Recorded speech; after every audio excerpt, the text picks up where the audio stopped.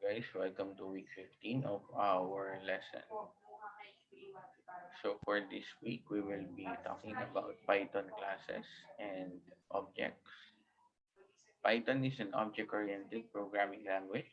Everything in Python is an object with its properties and methods. So everything that we have studied about Python is actually about object. Okay, any object or every object has their own properties and methods. If you remember, we have used certain properties and certain methods from the previous lectures that we have done. Like, for example, strings have their own properties and methods. Lists,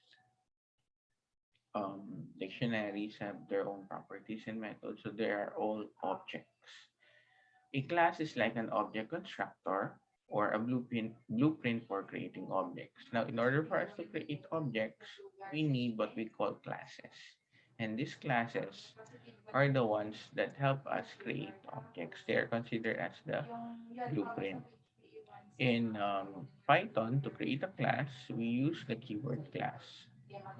So for example, if we want to create a class called my class with a property named X, what we do is to use the keyword class followed by the name of the class followed by colon followed by the property that we want to create. Now, for example, we can use the class name my class to create objects. Okay. So after creating this class, we could actually use the class name together with an open and close parenthesis, just like a function, if you remember. Okay, this particular class can accept parameters, but for this example, we have not set any parameters. So our object will be named P1, which is an instance of the class, my class, and then we will print object P1 and property X. So to access methods or properties, we use period to that X. So this is the example. You can download the sample codes attached in our lecture. So class by class, colon, x equals 5. And then in order for us to use this class, we call the name of the class, open close parenthesis, provide any parameters if there are any. Our later examples will make use of parameters or variables. But for this one, we will not use any. And then we instantiate or create an object of the class my class. So P1 equals my class print P1.x. So when you run the code, it will print 5. Why? Because the property x has the value of 5.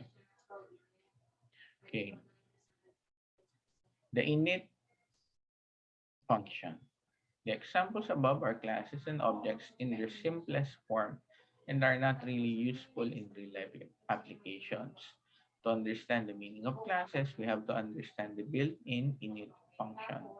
All classes have a function called init, which is always executed when the class is being initiated. Use the init function to assign values to object properties or other operations that are necessary to do when the object is being created. So for example, create a class called person. Use the init function to assign values for variables name and age. So we have the class person, colon. Now, in order for us to make use of the init function, we use the keyword def underscore underscore init underscore underscore open close parentheses. Notice here that we have three variables, the self, the name, and the age. Okay. The self variable pertains to the class itself. So this one, we use it just to denote that we are talking about this particular class, which is class person. Okay. Later on, I will provide other examples of why we use self. For this one, we take note of the variables name and age. So take note self, that name, which will pertain to this particular class, will have a value of our parameter or variable name. Self.age will take on the value of our variable age. Next, because we have provided parameters or variables in our init function, we must use them when we are calling that particular class. So in this instance, we call the class person, and because we have declared two particular parameters, take note, you do not include self because self pertains to the actual class itself. So name and age, name will have a value of string John and age will have a value of 36. We then print the object P1 name and P1 age. The init function is called automatically every time the class is being used to create new objects. So take note of that. Init function is automatically called. So this is our example. So once we print that one, the output will be the value of John and 36. Okay. Object methods. Objects can also contain methods. Methods in objects are functions that belong to the object. Let us create a method in the person class. For example, insert a function that prints a greeting and execute it on the P1 object. Class person, again, same init function, name and age. And then we define another method.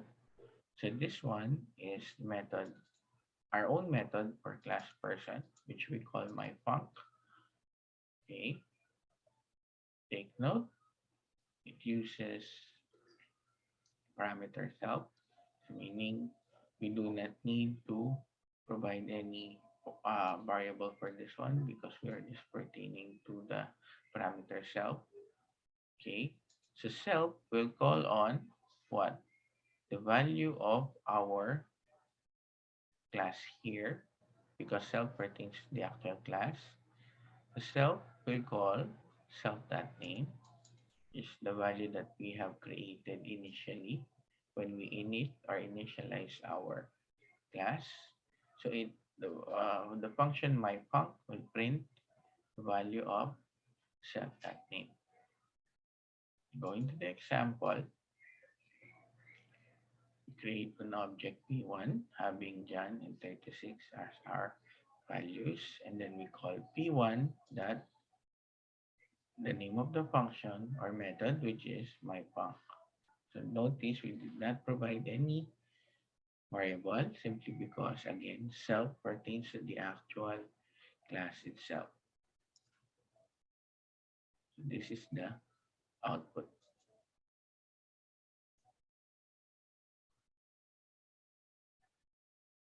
Self parameter is a reference to the current instance of the class and is used as variables that belong to the class.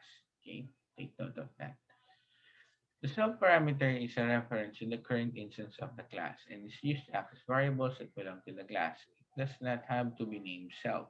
You can call it whatever you want, but it has to be the first parameter of any function in the class.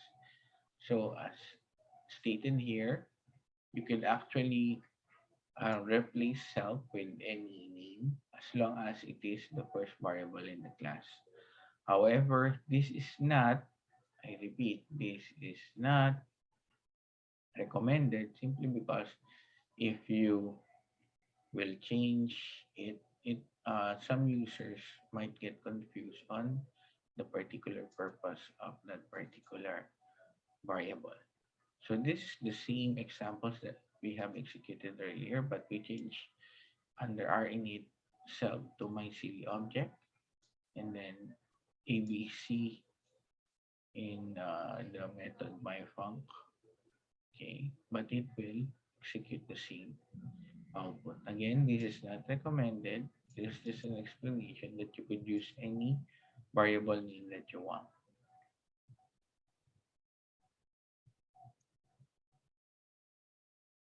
Aside from setting the values of our properties when we create or initialize the object from the class, we can also modify those properties after the object has been created.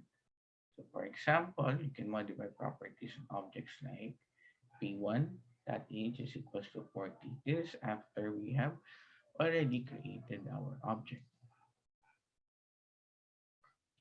So for example, we have already created John with an age of 36 and we want to change the age to 40. You just call the object that what particular property and then set the value that you want to change.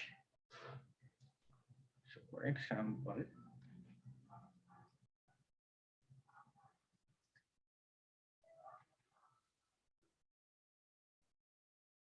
make it to 40.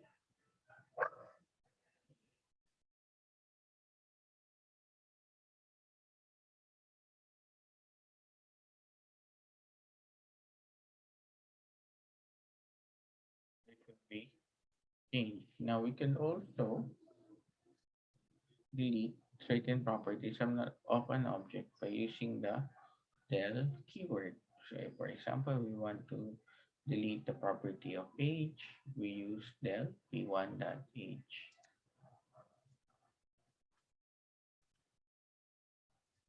Okay. So when we try to print it, it should have or return an error. A person has no attribute age.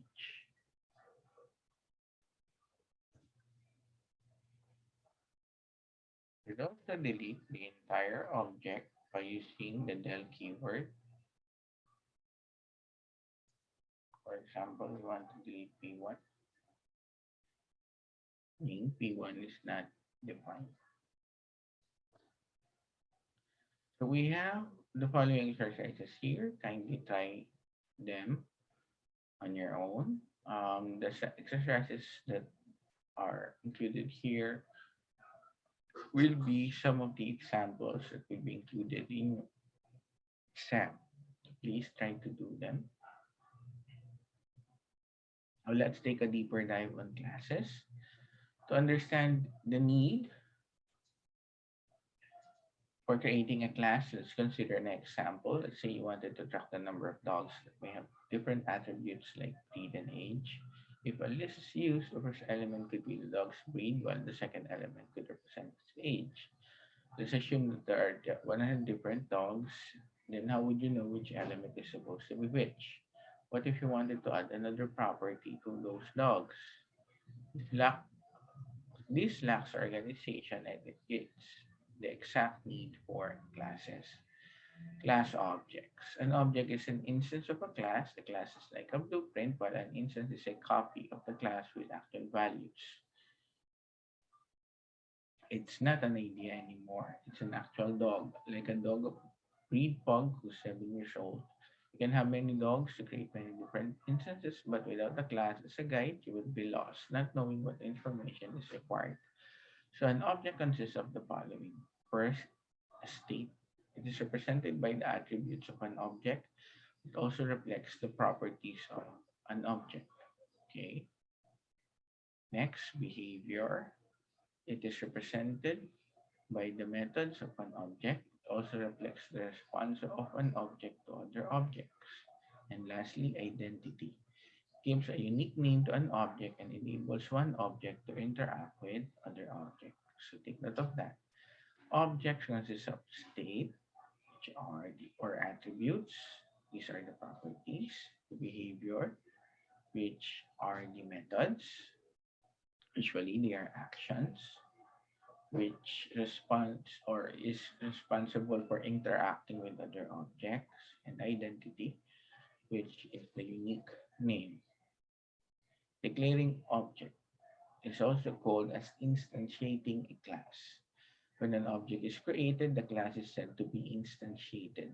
All the classes share the attributes and the behavior of the class, but the values of those attributes, the state, are unique for each object. A single class may have any number of instances.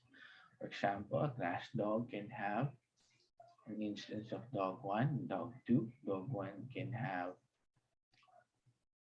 or can share, dog 1 and dog 2 can share the state, the attributes, and the behavior, as well as dog 3 and dog 4. Okay. This is just an example of the earlier examples that we have. So for example, we want to declare a dog object. So we have class dog having two attributes, mammal and dog. Then we have a method called fun, print the values of attribute 1 and 2 using self. And then we create an instance called Roger of a dog. Then we print attribute 1 of Roger. And then we call the method fun of Roger. So the output would be like this: mama, I'm a mama, I'm a dog. Okay.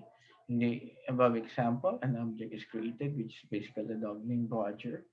This class only has two class attributes that tell us that Roger is a dog and a mammal. We have the example of the code. The output is the files on our net.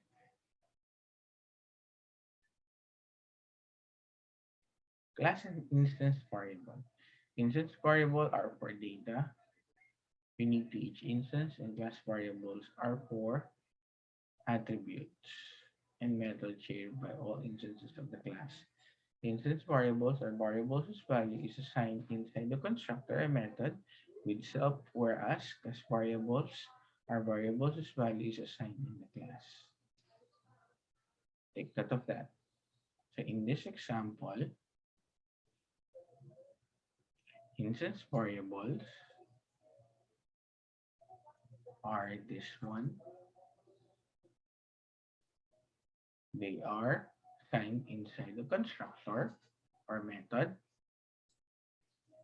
This is our constructor or initialize method. Okay. Then this is this these are our instance variable, whereas this is the class variable. Why? They are assigned inside the class. Usually they are variables found at the beginning of a class and outside of our constructor or method. Okay. So in this instance, we have class variable called animal and instance variable breed and color. Okay. We create two objects, Roger and Buzo, having different breed and color. Then we print the breed and color of Roger as well as the variable animal. So take note, for animal, the output is always a dog because it is a class variable. Whereas we have different values for the instance variable.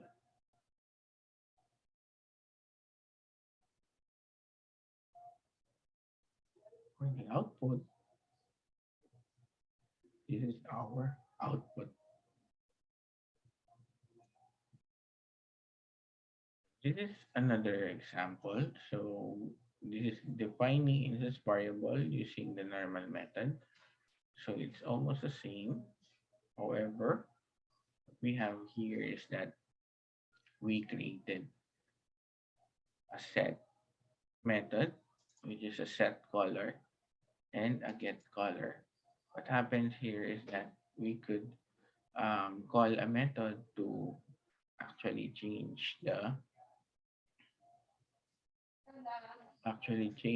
the instance variable, although they are inside our methods. Okay, so we use the set color to change the instance variable color, and we use the get color to change or to return. Notice return the instance variable color. So in this instance, we create an object called Roger, which is a pug. We set the color to brown and get and print the value of the color. So the output should be brown.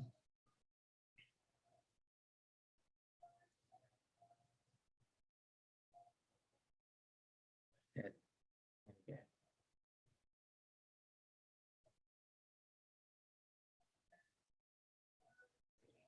So that is all for week 15 of our lecture.